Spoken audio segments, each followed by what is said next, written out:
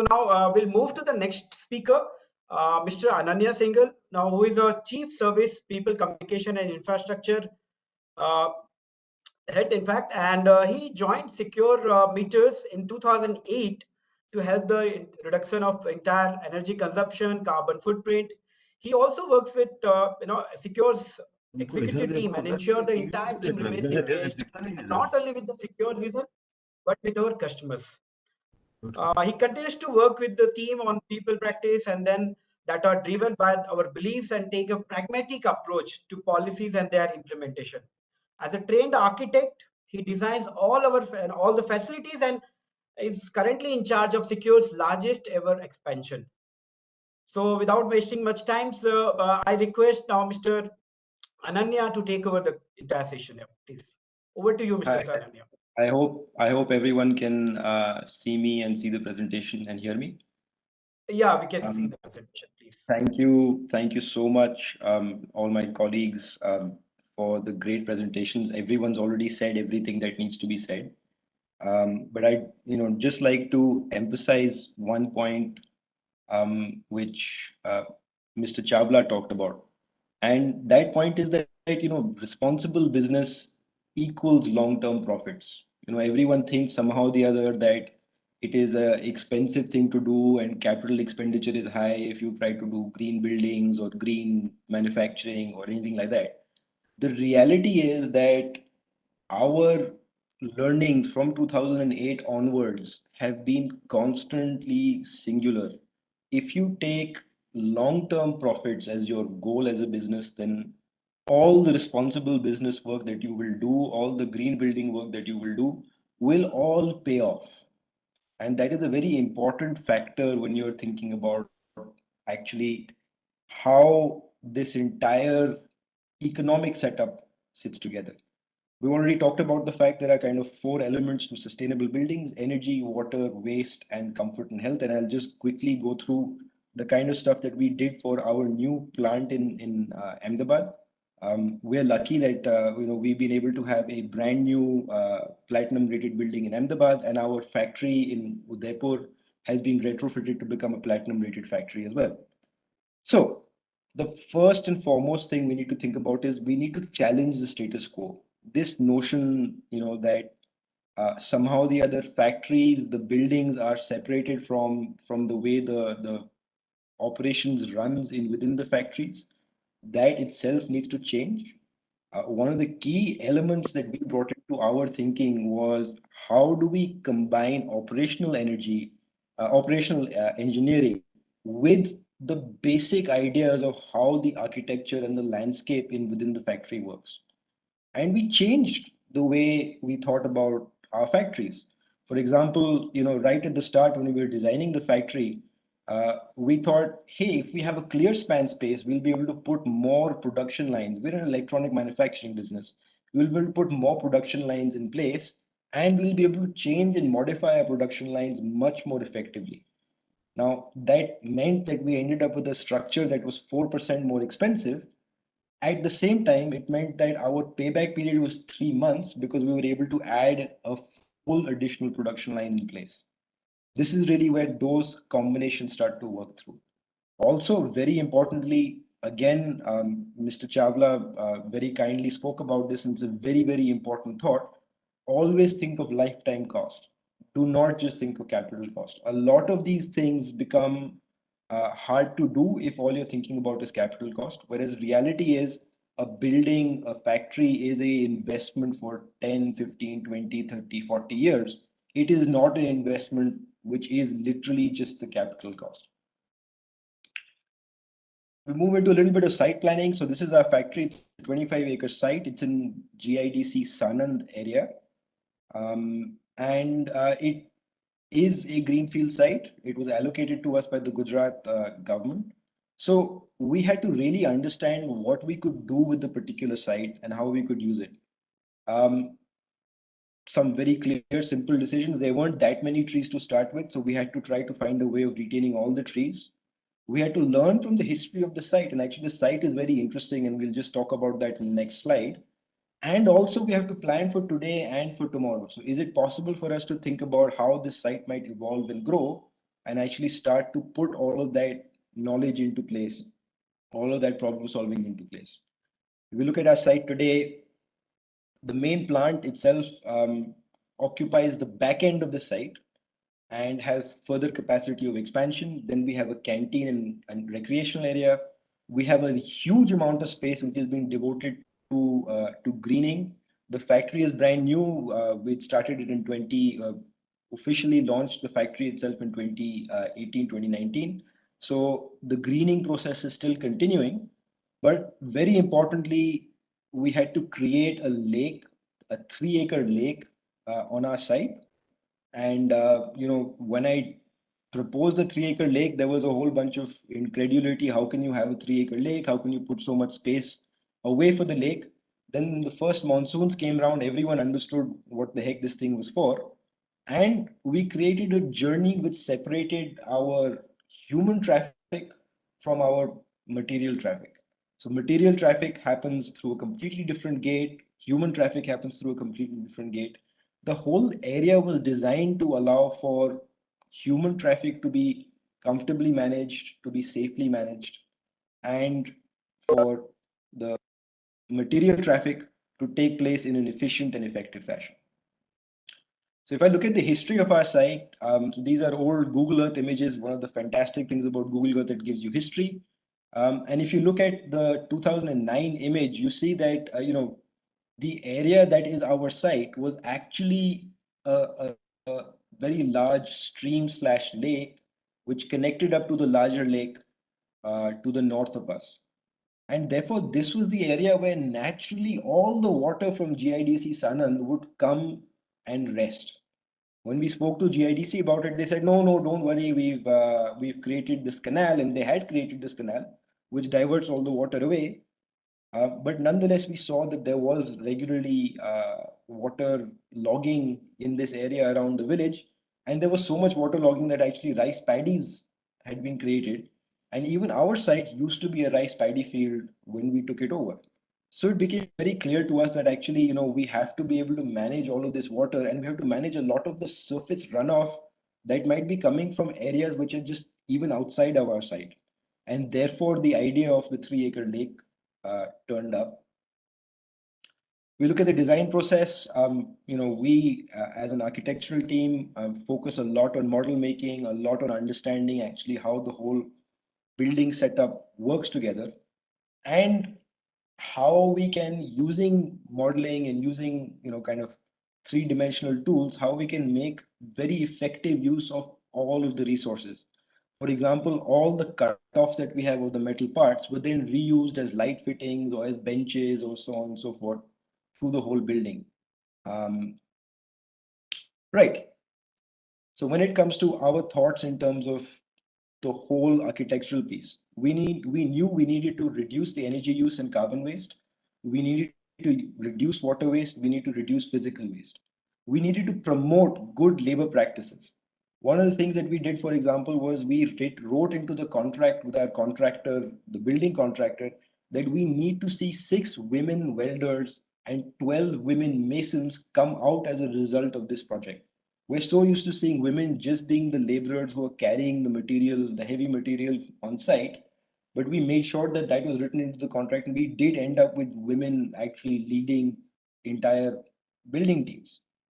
We also ended up with a school on site. We had doctor visits for the kids, and all of these other bits and pieces really enabled the construction activity to take place seamlessly. What was very interesting was the contractor originally didn't quite understand what the heck was going on with this, but then they realized, compared to their other sites, attrition levels for the workmen and workwomen was incredibly low. We had a 2 to 4% attrition level for our construction workers on our site, whereas on other sites, same contractors, same processes, and everything else had about a 15 to 18% attrition rate. We looked at user well-being as promotional aspect of how we're going to run the building, greenery and biodiversity as a whole. We'll talk about all of these things in a bit. In terms of energy efficiency, making sure that we have as much natural light as possible.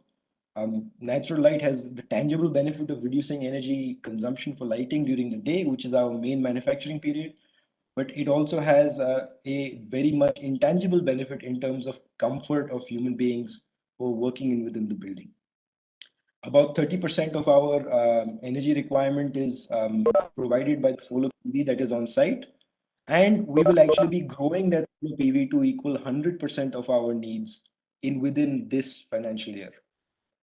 We have super insulated roofs, insulated walls. Again, like Zaoronsky, we also are a climate controlled clean air environment manufacturing unit. And therefore, with Gujarat's high humidity, high temperature conditions, we needed to make sure we saved as much of that coolth as we have in within the building. As far as lighting is concerned, again, instead of providing lighting to the entire area, we created workstation designs which focused lighting at the task at hand. We also have advanced controls in place for the lighting, which have dimmers in place, so the lights come on incrementally as it gets darker and darker through the day. In terms of heating and cooling, we don't have any heating on site because I'm the one that doesn't need it. But as far as cooling is concerned, a whole bunch of different elements were taken into consideration. The use of treated fresh air, very lucky and prescient that we had that in place because we were able to use that treated fresh air to keep the factory running through the COVID period. We pre-cooled all of our air before it goes into the chillers with ambienters, which are basically like a desert cooler technology using evaporative cooling as the method of cooling. We use water source pre-cooling, so we use the lake to cool the air that is coming into our canteen. So all the treated fresh air that comes in, the cool water of the pond has pipes or refrigerant flowing through at its base, and that then ends up cooling, pre-cooling the treated fresh air units into the canteen. You can see that we had floor cooling throughout, so radiant floor cooling throughout the buildings, not just the canteen building, which you can see here, but also the entire factory. So actually the floor of the factory is a radiant cooler, and that's fantastic because it cools the surfaces, and it's exactly where you need the cool area. You need the cool area around the occupational area. You don't need it high up at the 4.5, 5 meter point of the north lights.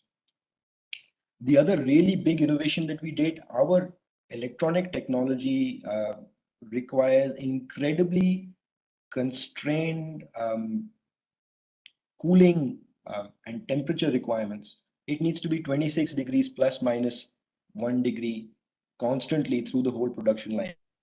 And instead of cooling the entire space to 26 degrees, we decided to provide that incredibly precise cooling right down by the production lines, which is actually very comfortable for the workers as well.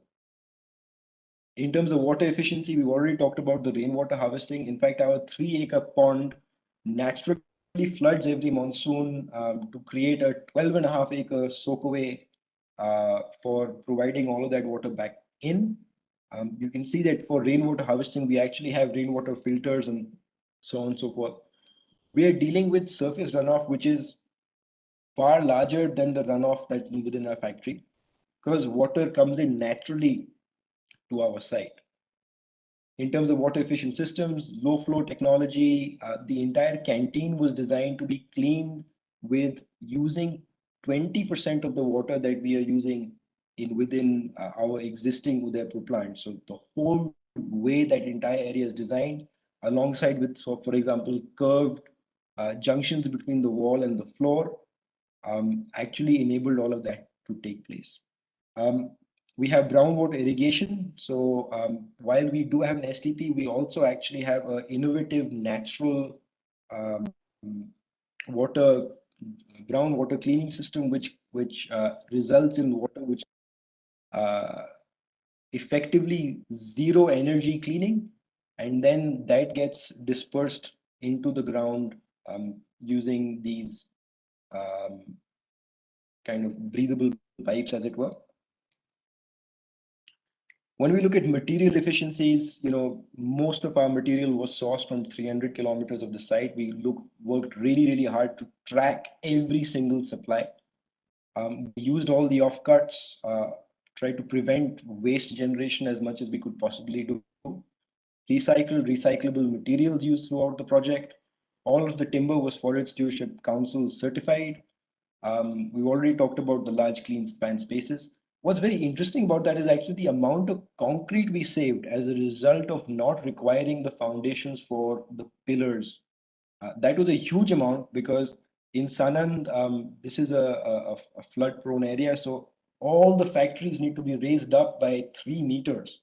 And because they need to be raised up by 3 meters, that's actually fill. And therefore, you need to have very, very deep foundations and columns.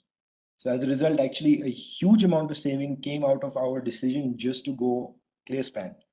We use slag cement for all of our concrete. We were able to work with a blast furnace, which was about 200 kilometers away. For the canteen, we used a concrete shell structure, which made the concrete very, very thin. And it made it very, very effective in terms of the strength of the building. If you remember Gujarat, Ahmedabad, east of Ahmedabad, this is all highest earthquake prone zones.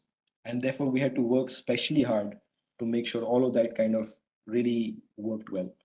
Finally, we use lightweight structures and combine them with heavy thermal mass to make sure that the building was very, very energy efficient. In terms of health and happiness, we created an actively used gym. We actually have created time for workers to be able to use the gym.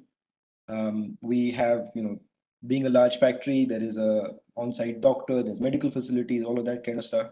We're focused on greening our campus. We already have a few thousand trees, and we have a plan to go up to 6,000 trees this year. We spent a lot of time, money, and effort making a canteen and a rest and recreational facility that was a joy to go and visit. So really, once you finished or halfway through your workday and you want a little bit of time off, you actually go to a place which is actually joyful and enjoyable uh, to to be in.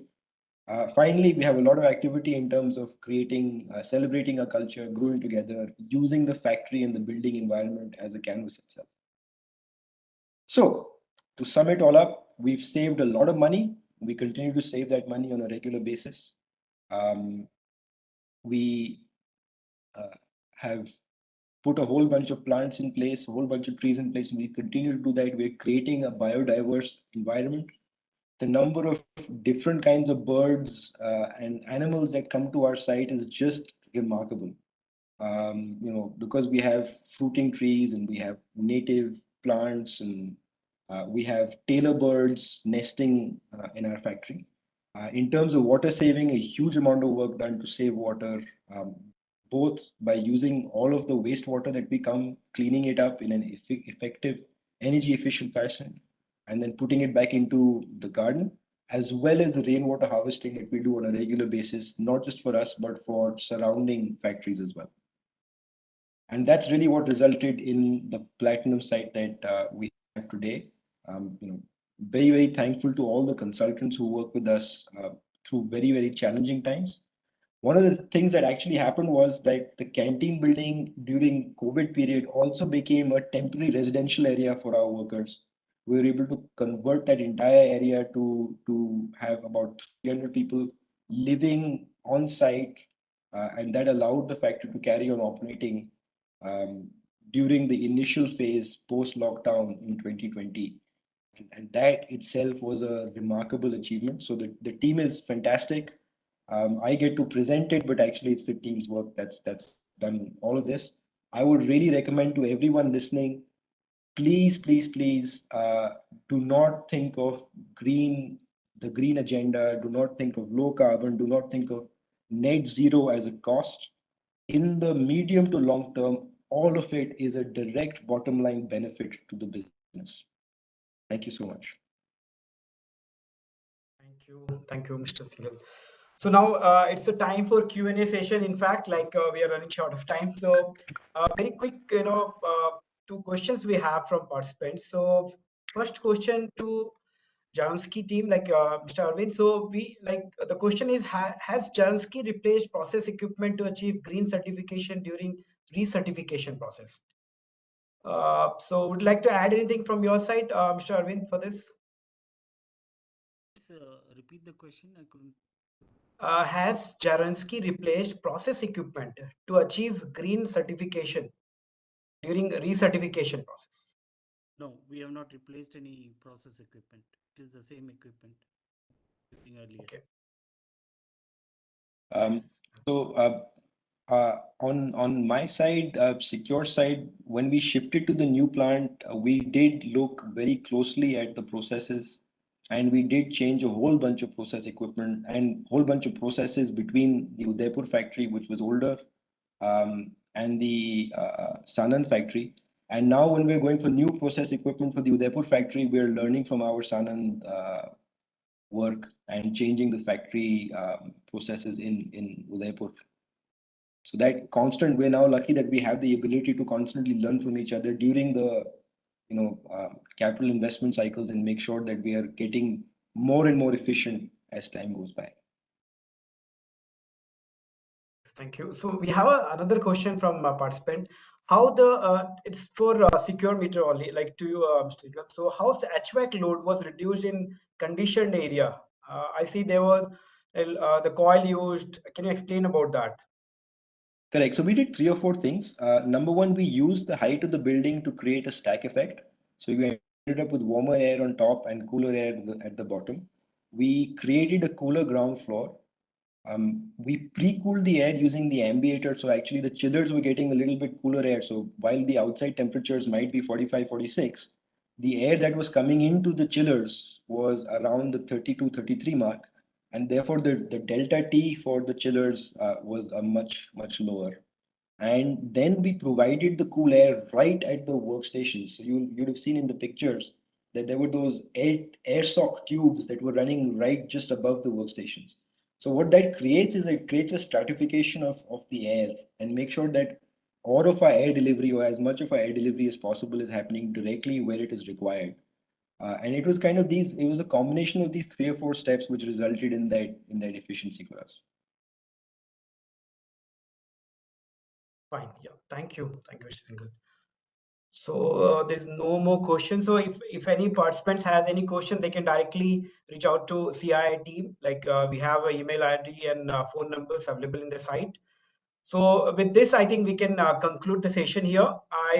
On behalf of CII and no, I would really thank the entire participants and distinguished speakers. And it has been a very informative and interesting session, in fact, conducted by both the parties.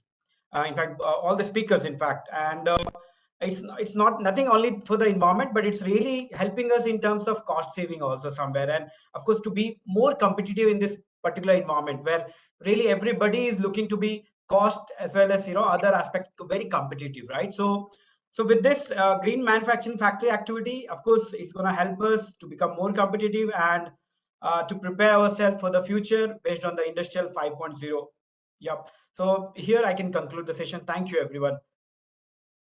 Thank you. Thank you, everybody. Thank you very much. Thank you, everyone. Thank you. Good morning, dear participants. We are just concluded the session on transformer factories of future in India, green sustainable factories. And we are about to start the session on panel discussion on how green factories and green manufacturing can accelerate the